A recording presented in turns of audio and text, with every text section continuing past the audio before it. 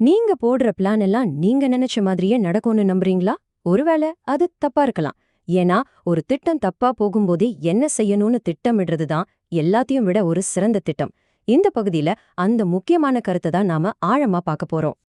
உங்க பணத்தை நிர்வகிக்கிறத பத்தி ஒரு லாஸ் வேகஸ் கேசினோ என்ன கத்துக் கொடுக்க முடியும்? கேட்கவே விசித்திரமா இருக்குல்ல. ஆனா உண்மை என்னன்னா, நீங்க பயன்படுத்தக்கூடிய ரொம்பவே புத்திசாலித்தனமான ஒரு ஃபைனான்ஷியல் ஸ்ட்ராட்டஜியை கண்டுபிடிக்க நாம இந்த ஒரு வித்தியாசமான இடத்துல இருந்து தான் தொடங்க போறோம். இதுதாங்க ஒரு ப்ரொஃபஷனல் பிளாக் ஜாக் கார்டு கவுண்டரோட மைண்ட் செட். நிச்சயமா ஜெயிப்பேன்னு ஆடாம ஜெயிக்கிறதுக்கான வாய்ப்புகள் எவ்வளவு இருக்குன்னு கணக்கு போட்டு ஆடுறது. இதுதான் இன்னைக்கு நாம பார்க்க போற பெரிய ஐடியாவை புரிஞ்சுக்கிறதுக்கான சாவி.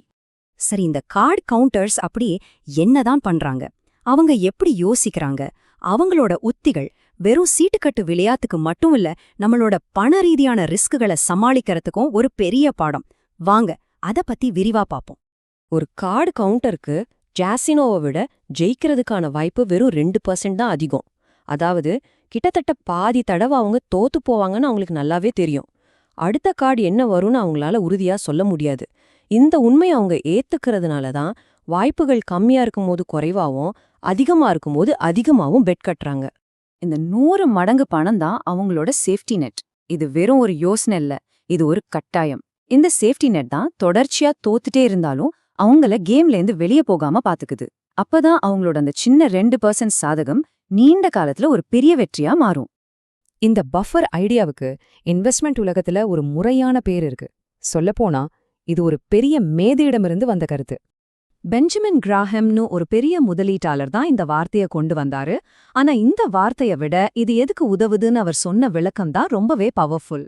பெஞ்சமின் கிரேஹம் சொன்ன இந்த ஒரு வரியில தான் மொத்த விஷயமும் அடங்கியிருக்கு. அதாவது உங்க கையில தப்பு பண்ண ஒரு பெரிய கேப் இருந்துச்சுன்னா நீங்க போடுற கணக்கு 100க்கு 100 சரியா இருக்கணும்னு அவசியமே இல்ல, நீங்க ஜெயிக்கலாம்.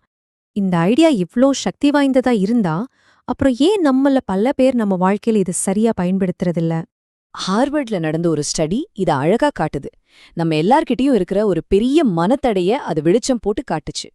பாருங்க, அடுத்தவங்க வீட்டு வேலையா இருந்தா பட்ஜெட் 25ல இருந்து 50% வரைக்கும் அதிகமாகும்னு கரெக்டா சொல்றாங்க. ஆனா அவங்க சொந்த வீட்டு வேலைன்னு வரும்போது கரெக்டா பட்ஜெட்ல முடிச்சிடுவோம்னு சொல்றாங்க. அடுத்தவங்க விஷயத்துல தப்பு நடக்க வாய்ப்பு இருக்குன்னு நம்ம கரெக்டா கணிச்சிடுறோம். ஆனா நம்ம விஷயம்னு வரும்போது ரொம்பவே ஓவர் கான்ஃபிடென்ட்டா இருக்கும். ஏன்னா எதிர்காலம் எப்படி இருக்கும்னு நமக்கு தெரியாதுன்னு ஒத்துக்கிறது ரொம்ப கஷ்டமா இருக்கு. அதனால நிச்சயமற்ற உண்மையை ஏத்துக்கிறத விட எல்லாம் சரியா நடக்குங்கிற ஒரு பொய்யான நம்பிக்கையில இருக்கவே நம்ம விரும்புறோம். இந்த மனநிலை தான் நம்மள ஒரு பொறியில சிக்க வைக்குது. நம்ம இந்த மாதிரி மனத்தடைகள்ல சிக்கினாலும் உலகத்துல ரொம்பவே சக்சஸ்ஃபுல்லான சில பேர் இந்த பிழைகளுக்கான இடம் அப்படிங்கிற தத்துவத்தை வச்சுதான் தங்களையே பாதுகாத்துக்கிறாங்க. அவங்க எப்படி இதை செய்யறாங்கன்னு பாப்போமா? பில்கேட்ஸ் ஆகட்டும், வாரன் பஃபெட் ஆகட்டும், இவங்க 2 பேருமே கிடைக்கிற ஒவ்வொரு பைசா லாபத்தையும் எடுக்கிறத விட கஷ்டமான காலத்துல கம்பெனியை எப்படி காப்பாத்தணுங்கிறதுக்கு தான் முக்கியத்துவம் கொடுக்கறாங்க. நெலிச்சு நிக்கிறது தான் அவங்களோட முதல் குறிக்கோள். இந்த பார்பெல் உத்திய நீங்க கூட பயன்படுத்தலாம். ரொம்ப சிம்பிள். உங்க பணத்துல ஒரு சின்ன பகுதியை மட்டும் கொஞ்சம் ரிஸ்க் எடுக்கிற மாதிரி முதலீடு பண்ணுங்க. மத்த பெரிய பகுதிய ரொம்ப ரொம்ப பாதுகாப்பா வச்சுக்குங்க. இப்படி ஒரு நிதி அமைப்பை உருவாக்கும் போது நீங்க எடுத்த ரிஸ்க் உங்களுக்கு பலன் கொடுக்கறதுக்கு தேவையான நேரம் கிடைக்கும். ஆனா தப்பு பண்றதுக்கான இடங்கிறது வெறும் மார்க்கெட் சரிவுக்கோ இல்ல பட்ஜெட் எகிர்றதுக்கோ மட்டும் இல்ல. உண்மையிலேயே நாம கற்பனை கூட பண்ணி பார்க்க முடியாத விஷயங்கள்ல இருந்து நம்மள காப்பாத்துறதுக்கு தான். 1942ல உலக வரலாற்றிலே மிகப்பெரிய போர் நடந்துட்டு இருக்கு. அப்போ ஜெர்மனியோட அதிநவீன டேங்கிகள்ல 104 டேங்கிகள் திடீர்னு நின்னு போச்சு. யூஸ் பண்ணவே முடியல. எதிரிங்க தாக்கல, மிஷின்ல எந்த பிரச்சனையும் இல்ல. அப்புறம் எப்படி? அதுக்கு காரணம் யாருமே எதிர்பார்க்காத ஒரு எதிரி. காரணம் வயல் இலைகள். ஆமா, அந்த எலிங்க டேங்கிகளுக்குள்ள கூடு கட்டி எலக்ட்ரிக்கல் வயர்களை கடிச்சு வச்சிருக்கு. இதுதான் கணிக்க முடியாத ஆபத்துக்கான ஒரு உச்சக்கட்ட உதாரணம். எந்த டேங்க் டிசைனர் தான் எலிகளை பத்தி யோசிச்சு டிசைன் பண்ணுவாரு? இதிலிருந்து நாம என்ன கத்துக்கணும்? உங்க பிளான்ல இருக்கிற விஷயங்களுக்கு தயாராகிறத விட உங்க பிளான்ல இல்லாத விஷயங்களுக்கு தயாராகிறது தான் ரொம்ப முக்கியம். பண விஷயத்துல நம்ம செய்யற மிகப்பெரிய தப்பு என்ன தெரியுமா? சேமிப்பே இல்லாம வர்ற சம்பளத்தை மட்டுமே நம்பி இருக்கிறது தான்.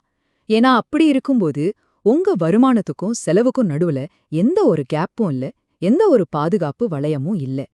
நீங்க வீடு வாங்க, கார் வாங்க இல்ல ரிட்டையர்மெண்ட்டுக்காக மட்டும் சேமிக்க வேண்டியதில்ல. நீங்க சேமிக்க ஒரு குறிப்பிட்ட காரணம் தேவையில்ல. அந்த ஜெர்மன் டேங்குகளை முடக்கின வயலெலிகள் மாதிரி நம்ம வாழ்க்கையில எப்ப வேணா வரக்கூடிய கணிக்க முடியாத பிரச்சனைகளுக்காக தான் நீங்க சேமிக்கணும். சோ இத நல்லா ஞாபகம் வச்சுக்கோங்க. நீங்க போடுற பிளான் நீங்க போட்டபடி நடக்காதுன்னு பிளான் பண்றது தான் ஒரு பிளானோட மிக முக்கியமான பகுதி. உங்க பிளான் எவ்வளவு துல்லியமா இருக்குங்கிறத விட அது எவ்வளவு நெகிழ்ச்சித் தன்மையோட இருக்குங்கிறது தான் முக்கியம். சரி, உங்க பிளான் நீங்க கணிக்கக்கூடிய விஷயங்களுக்கு தயாரா இருக்கலாம். ஆனா நீங்க துளியும் கணிக்க முடியாத விஷயங்களுக்கு அது தயாரா இருக்கா? இந்த கேள்விக்கு பதில் சொல்றதுக்கு தான் பிழைகளுக்கான இடம் அப்படிங்கிற இந்த கருத்து நமக்கு உதவுது. அதனால இனிமே உங்க திட்டங்களை உருவாக்கும்போது அது எவ்ளோ கரெக்டா இருக்குன்னு மட்டும் பார்க்காதீங்க, எதிர்பாராததை தாங்குற சக்தி அதுக்கு இருக்கான்னு பாருங்க.